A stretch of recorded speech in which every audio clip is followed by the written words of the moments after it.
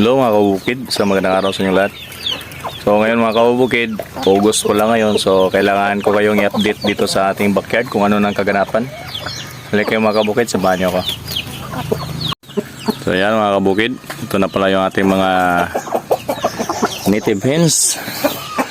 Yan, galing na pala sila doon sa ating yung mga kulungan. Yung ating mga lagayan sa kanila, pinakawalan ko na sila kasi para mangitlog na sila, para sabay-sabay sila kahit paano marami tayong makulikta.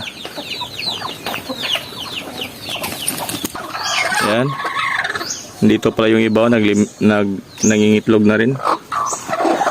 Yan, mayroon pa nagsabay pa sa isang pugad. Meron din dito dalawa. Yan, sana marami tayong makulikta na itlog para sa ngayong August na papisa. At yan si Cobra mga kabukid, yung pula-pula na ng kanyang balat, ready to meet na. At ito rin yung isa nating roster, si Basilan, yung kulay abu. At ito rin ang kanyang kapatid, magkapatid yung dalawa, kulay puti natin na Basilan. At ito yung pangatlong kapatid nila. Ang laki-laki niya, mas malaki siya yung doon sa dalawa. At ito yung pinakita ko doon sa nakaraang kong video. Yan.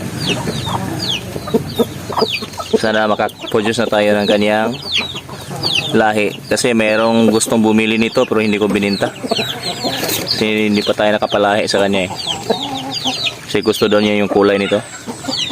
At nandito naman yung ating mga nilalamig na mga sisiyo mga kabukid. Ayan na sila. Diba? Komportable na sila mga kabukid. Ang sisigla na. Tapos nagtutukaan pa. Kaya ang ginawa ko, ayan, katulad ng dati yung ginagawa natin na practice dito sa ating backyard, pinutulan ko ulit yung kanilang tuka. Yan liliksi na nila. Hindi ko pa sila napurga. Bale, isang buwan na sila ngayon. Nung katapusan. So ngayon, August 3 pa lang ngayon. At dito mga kabukid, meron din akong alaga dito na ibon. Ayan, bago nating membro ng ating backyard. Ayan mga kabukid. Ang tawag pala dito ay Guinea Fowl. Yan, binigay lang sa akin. Sana maparami natin ito. At ito na mga kabukid, yung ating mga palakihin dito sa kabilang range. Kasi nandito yung ating mga inaino sa kabila. Yan, dito lang sa kabila to. Thanks God kasi maganda yung panahon ngayon. Yan pinakawalan ko rin na pala yung ating mga sisiyo. Yung mga palaki natin sisiyo na doon galing. Tapos inilipat ko dyan sa aking ginawang DIY na pabahay na nandyan sa lupa. Yan katakaw nila. Pinakain ko na to kanina eh, pero ngayon gusto pa rin kumain. Yan At meron na akong dalawa dito, dalawang broiler chicken. Yan, ang bilis lumaki. Saglit lang, maliit pa to na binigay sa akin. Yan, laki na. Ito yung isa, yung pinakamalaki nangingitlog na rin. At yung ating gagawing inahin ng mga crossbreed na Shamo at saka Rhode Island. Yan crossbreed pala yan ng Shamo at Rhode Island mga kabukid. At ito, meron tayong lumabas na ganitong klase na inahin ang ganda siya. Ganyung klaseng kulay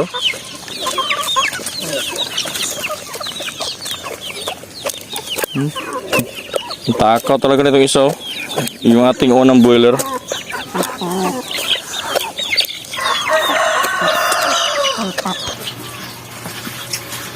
At ito na mga kabukid yung ating mga sisiyo, yung mga napisa natin ngayong buwan ng July. Yan. At ito yung ating first batch, yung konti lang. Yan malalaki na sila. At ito yung kasunod. Hindi ko na to nagawa ng video mga kabukid. Yun na, marami-rami sila. Halos 24 na piraso. So, ganito yung ginawa ko na style muna kasi hindi sila magkaparehas ng araw na nag-hatch sila. So, may tendency na pag pinagsama mo sila na ganitong edad na maliliit pa, baka ito mayroong mangyayari sa kanila na hindi maganda. Kaya yan, pagsamantala mo ng ganyan. At ito na yung aking mga bagong nakulikta mga kabukid. So kinulikta ko to nung unang araw, August 1. So August 2. So dalawang araw to nakuliktang itlog. So ngayon August 3 na naman, mamaya magkukulikta naman tayo. So mayroon tayong gagawin na pagbabago dito sa ating pagkukulikta ng itlog. So gagamit tayo ng ibang diskarte para masabay-sabay natin silang masalang dito sa ating DIY incubator. Ayan o, maandar pa rin yung aking DIY incubator mga kabukid. Kasi mayroon pang itlog ng Guinea Fowl. Kaya hindi ko muna siyang pinatay. Hindi ko muna tinanggalan muna, hindi ko muna siya inop yung ating blower, yung ating incubator. So yan. Pero malapit na yung mga hatch. Sa aking kaibigan pala yan. So pag nag-hatch na yan, kukunin na rin yan. So yun lang mga kabukid, hanggang dito na lang. So lagi nating tatandaan mga kabukid na kahit anong mangyari na pagsubok na dumating dito sa ating buhay, patuloy lang tayo. At i-enjoy lang natin para hindi natin maisip yung mga pagod. Kaya happy farming sa inyo lahat at maraming salamat pala sa lahat na nag-subscribe sa aking munting YouTube channel. Sa mga hindi pa nakapag-subscribe sa aking YouTube, baka naman.